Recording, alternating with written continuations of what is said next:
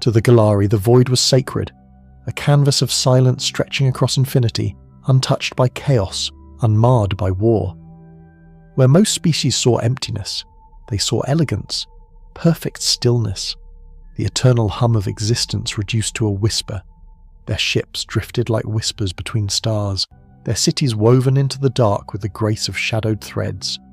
They had mapped 1,000 galaxies without raising a single weapon. Then came the scream. It didn't come in words, not at first. It came as static, rage, pulse, a deep, guttural bellow dragged from the belly of a species that had clawed its way into space not with grace, but with fury. It tore across subspace like a blade, shattered the harmony of long-range comms, shook listening posts on the fringe of the Singularity Gulf, and for the first time in centuries the void wasn't beautiful, it was loud. The signal was intercepted by the Galari Deep Listening Array on Nadir 6. A signal tech named Silith, 600 years old and fluent in every form of structured waveform across the Accord, was the first to hear it. She vomited, then fainted. Not because it was painful, but because it was angry. No one had ever thought to catalogue emotion in radio bursts. No one had ever needed to, until the humans arrived. The first human ship didn't arrive with banners or diplomats. It arrived in flames, hull scored, engines bleeding radiation like an open wound. It limped into the Eos system, trailing debris in defiance. The Galari sent a delegation of peaceful contact vessels. The humans replied with a hail, not a warning, not a message, but a song, metal, screaming guitars, a vocal track of rage and rebellion. No introduction, no context, just a challenge broadcast on all open bands. We are the scream in the silence. We are the storm the stars forgot. To the Galari it was madness. To the humans it was just rock and roll. The Accord convened an emergency summit. Dozens of species, thousands of years of collective order, met to decide what to do with the shrieking wounded animals that had somehow broken the silence of the void and crawled into their clean little corner of the galaxy.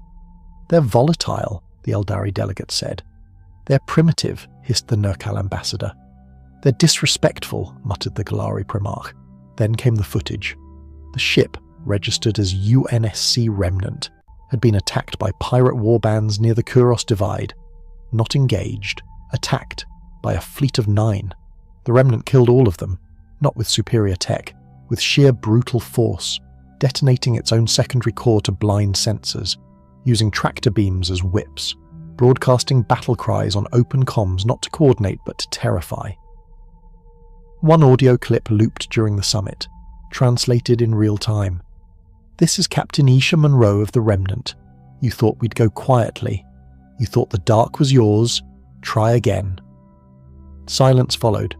Then the Korthak war clans, long enemies of the Accord, issued a single statement. We will no longer engage human ships. The room froze. The Korthak feared nothing, but they feared humans. The Galari sent an envoy. They had to know more, understand the species that had dared to scream into the cosmos. The Remnant was docked on a moonside repair ring, orbiting Tarsis 3, its hull still scorched, its crew bruised and bandaged. Envoy Loreth approached Captain Monroe in the central concourse. She stood barely half his height, wrapped in grease-stained fatigues, a burn across her right cheek still healing. You could have sent a signal of peace, Lareth said. We did, she replied, we just shouted it. Why? She stared at the stars beyond the viewport. Because you all left it so damn quiet. The humans weren't what anyone expected. They weren't noble explorers. They weren't noble anything. They were scarred, loud, inconsistent, but they were alive in a way the void had never seen. Their music, their wars, their chaotic emotions, they didn't fit into the galaxy, they collided with it. And for the first time, species that had grown comfortable in centuries of sterile order began to question what they'd given up for peace, emotion, sacrifice, fire. The scream hadn't been a mistake, it was a declaration. Humanity had arrived, not with elegance, but with raw defiance. They didn't see the void as a cathedral, they saw it as a stage, and they were here to play their part no matter how many stars they had to set ablaze. It started with a single voice. Then came the chorus. Humanity spread faster than anyone predicted, across minor trade routes, abandoned colonies, dead sectors thought too hostile for life. Where Galari engineers saw instability, human settlers saw home. Where Eldari scouts saw chaos, human traders saw opportunity. No terraforming arrays, no atmosphere regulators, no elegant crystalline cities. Just boots, stubbornness, and the growl of fusion engines punching through black ice and molten crust. The Accord called them reckless. The humans called it Tuesday. Captain Monroe's transmission, "Try again," echoed through more than comms. It became a rallying cry, unofficial but unmistakable. On pirate havens, they spray-painted it on airlocks. On half-finished ships in scrapyards, it was carved into the bulkheads. On Accord outposts previously untouched by war, it became a phrase of quiet warning. Humanity wasn't looking for conflict, but they weren't afraid of it. And in the sterile, orderly hush of galactic society, that was terrifying. Worse, it was infectious. It began on Velnar 9, a colony ruled under strict Eldari tradition. For centuries its people lived by protocol, dress, speech, sleep cycles, even permissible dreams, monitored and catalogued for harmony. Then a human freighter, the Dust Howl, crash-landed during a meteor drift. No rescue ship came for 11 days.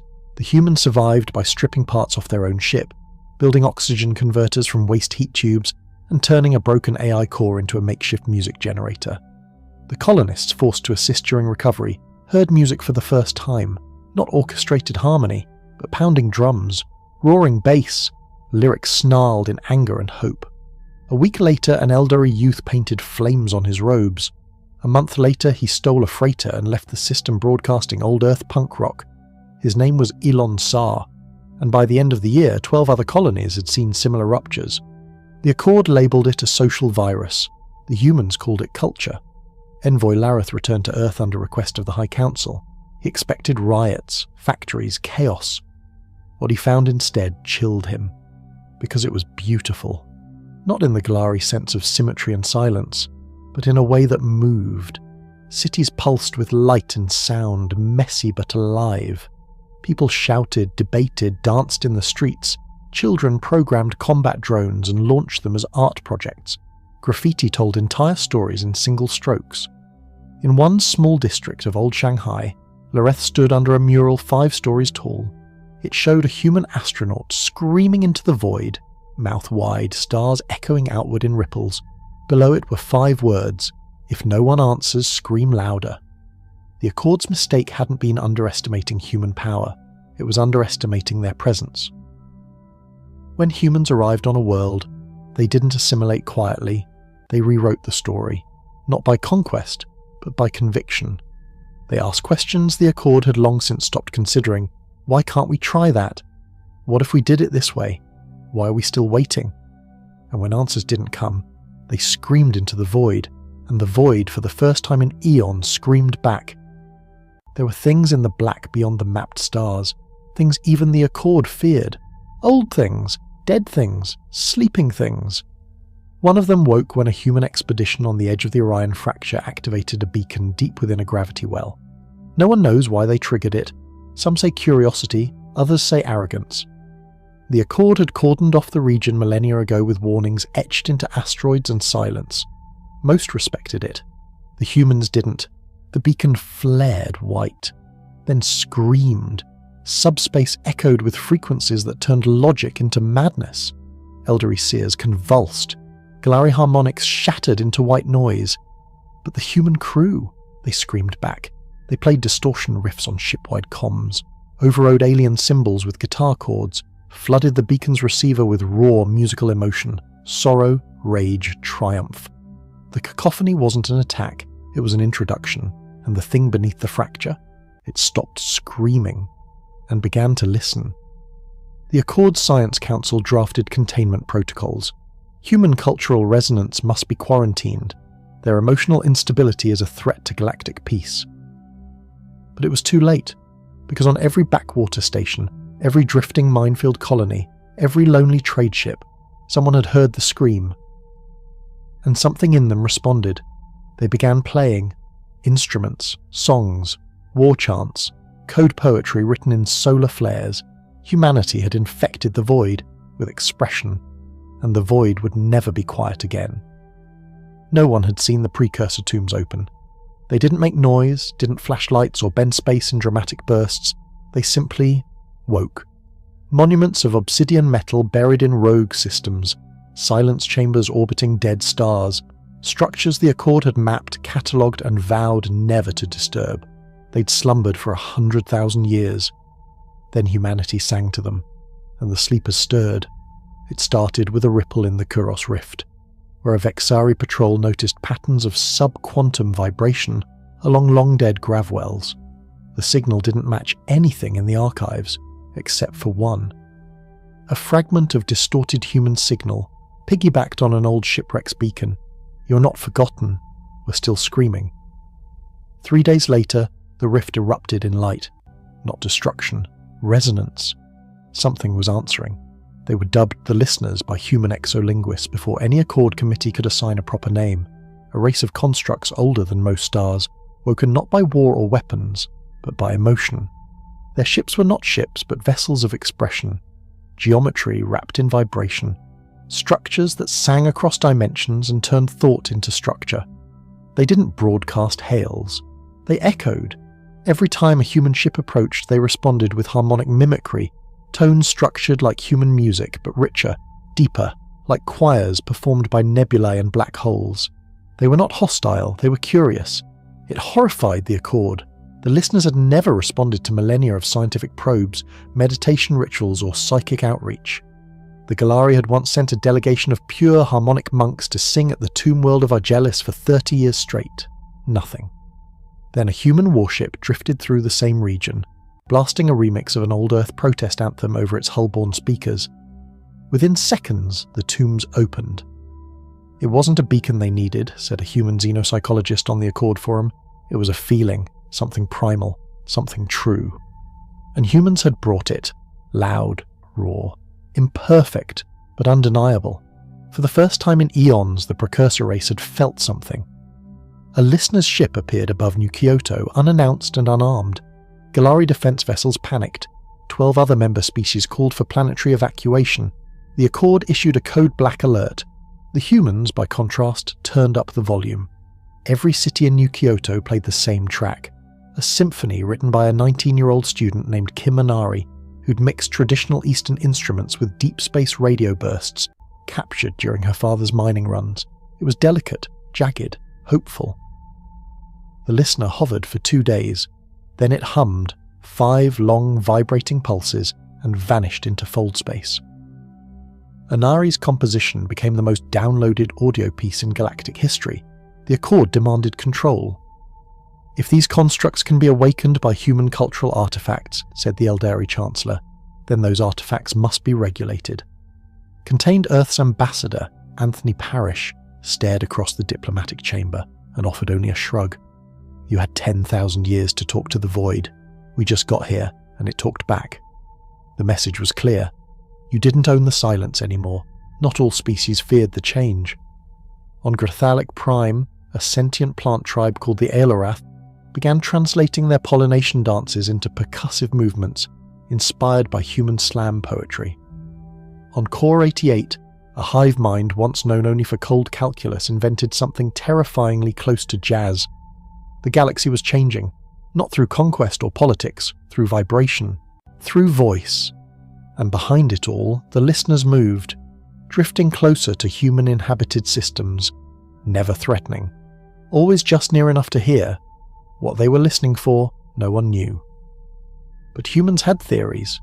Some thought the listeners had once been like them, chaotic, expressive, wild, that they had sung the universe into shape, and when entropy claimed their time, they built tombs not to sleep but to wait, for someone to sing back, for someone to remember.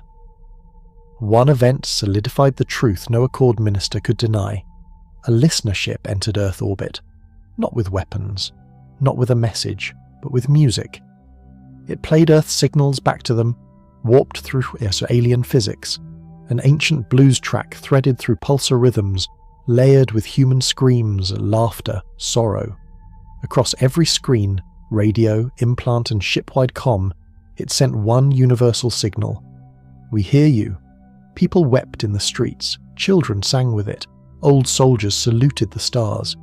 The void, once untouched and silent, was now a choir, and at its heart was humanity, loud, furious, flawed, but felt. It was no longer a question of whether humanity belonged. The real question was, what else would wake up next, and who would they be waiting to hear? The Accord called an emergency convocation at Centaurus Prime, a neutral world wrapped in diplomatic immunity and crystalline towers of ancient design. The void was no longer quiet, and the galaxy's elite, those who once shaped order through consensus, were afraid, not of war, but of something far worse in their eyes: disorder. Across every sector, human influence had spread like a wildfire, fast, uneven, beautiful.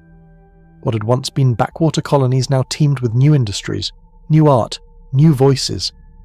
Accord territories near human zones experienced surges of unsanctioned activity. Music festivals that drew thousands from across species, communal chantings that blurred into trance states, and viral recordings of listener echoes that made even machines dream. It wasn't conquest, it was awakening, and not everyone wanted to wake up. "The harmony is unravelling," said the Galari Primarch, his words slicing clean through the chamber's gravity-stilled air. "They are noise in our song. We must decide now whether to preserve what we have built or let it burn in their static." The Eldari agreed, their delegation cloaked in silence. The Neokal proposed quarantining Earth systems and enforcing cultural barriers.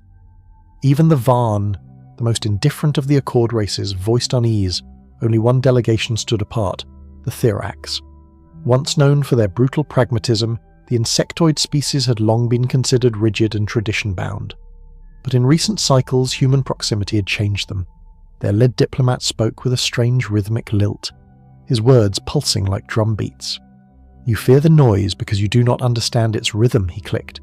"But rhythm is truth, and truth cannot be silenced." Murmurs followed. Discontent. Unease. The Accord hadn't faced real division in centuries. Now it fractured in real time, while the galaxy argued humanity kept singing. In the Drazen Drift, they hosted the first interspecies music fusion, where beings without mouths, without lungs, without chords, still found ways to join the sound.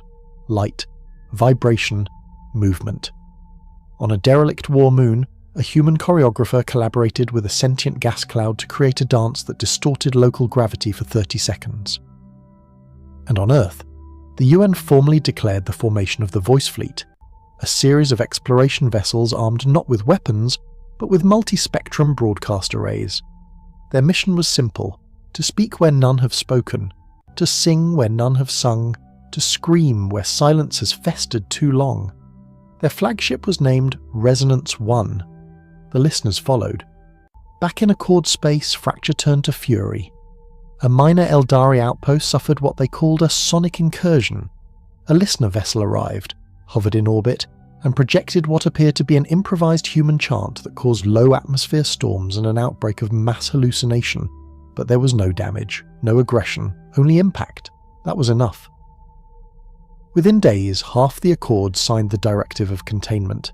It labelled human expression a Class 3 cultural hazard. It called for the immediate removal of Voice Fleet assets from shared space and restricted all transmission rights from human worlds. Earth's response was swift. And it wasn't a declaration, it was a performance. Across 17 systems, the Voice Fleet activated their long-range harmonic arrays. Each ship sang something different. A dirge from Antarctica, a throat chant from Mongolia, a jazz solo composed in orbit, a Martian elegy written by colonists who had never seen the ocean. The listeners joined in, amplifying the signals through slip space. And the void responded. In the bleeding fringe, dark matter rippled with echoes. In the ashen fields, a precursor vault opened to reveal a sculpture made of harmonic stone, shaped like a human hand. In places long dead, long forgotten. Things began to move again, not in violence, in resonance. The Accord panicked. They mobilized fleets, dispatched lockdown protocols, and scrambled to jam frequencies. But it was too late, because the silence was gone, and the galaxy had tasted voice. Entire planets began defying Accord sensors. Youths across species downloaded human songs in secret, not for rebellion, but to feel alive. Eldari choirs merged their chants with Earth hymns. Varnian logic poets began writing irrational verse. The scream had done what war could not. It broke the stagnation, and in its place came a future that sang. In a final, desperate broadcast, the Galari Primarch addressed the galaxy. They were never meant to lead. They bring only chaos. You see beauty in their noise, but that noise will end us. Captain Monroe of the Remnant responded from the bridge of Resonance 1. No, we're not here to end anything. We're here to begin again. With voice, with rhythm, with truth. She leaned forward into the camera. And if the silence can't take it, then maybe it never deserved to last. In the end, the Accord didn't fall in flames. It fell in silence. One by one, its core worlds disconnected. Not through sabotage or war, but by choice. Civil systems stopped routing traffic through Accord nodes. Planetary governments refused to enforce cultural lockdowns. Scientists walked away from regulation panels. Artists, those once exiled, once ignored, took the stage. And in the empty halls of Centaurus Prime, the High Council chambers stood quiet. Not as a pause, but as a surrender. Above the twin stars of Hallowreach, a new gathering began, not by decree but by invitation. The species who joined in the scream, who'd answered the song, who had felt the shift, they came, not as diplomats, not as conquerors, as voices. The Thirax brought their rhythm glyphs, the Allorath sang in chemical bursts of pollen and light, the humans brought stories, raw, unfinished, beautiful, and the listeners, ancient and vast, hummed between them all, shaping silence not into rules, but into possibility. There was no charter, no accord, just one shared purpose, to keep the void awake. Captain Monroe stood on the edge of the Resonance One's viewing platform, watching a listener ship bloom in orbit. It unfolded like a sound wave frozen in glass, elegant, alive, pulsing with the choir that now filled the void between stars. She spoke into her recorder, a habit from Earth she'd never shaken. They thought the void wanted quiet. We found out it wanted to feel, and we gave it everything: rage, beauty, laughter, grief. Our scream wasn't war, it was a heartbeat. Behind her, new recruits practiced fusion chants, half song, half code. Voice tech engineers tuned ship resonance fields to communicate with stellar masses. A young child from a gas giant species floated in zero-G, humming tones that bent light. The future wasn't written, it was being sung, one verse at a time. Deep in the Orion fold, something old began to stir, not malevolent, not divine, just listening. And for the first time in uncounted millennia it answered. A signal, raw and low, thrummed across subspace. Not a warning, not a call for help, a note.